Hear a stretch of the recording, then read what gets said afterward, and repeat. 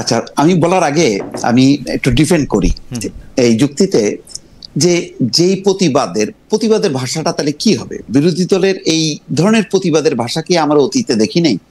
গত 15 বছরে আওয়ামী লীগের মানে স্বয়ং যে প্রধান এবং প্রাইম মিনিস্টার শেখ হাসিনা মানে তার বহরকে ঘিরে বা মন্ত্রীদেরকে ঘিরে এরকম অসংখ্যবার কিন্তু ঘটনা ঘটছে।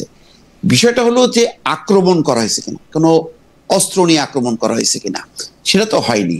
এই ডিম ছোড়া মানে জুতা ছোড়া এগুলি তো অহরহ পশ্চিমা বিশ্বে এইটুক পর্যন্ত আমার ধারণা যে এটাকে আর সন্ত্রাসী ঘটনা মনে করা হয় না। এটাকে তারা মনে করে একটা ক্ষোভ, বিক্ষোভের একটা প্রকাশ হিসেবে দেখে।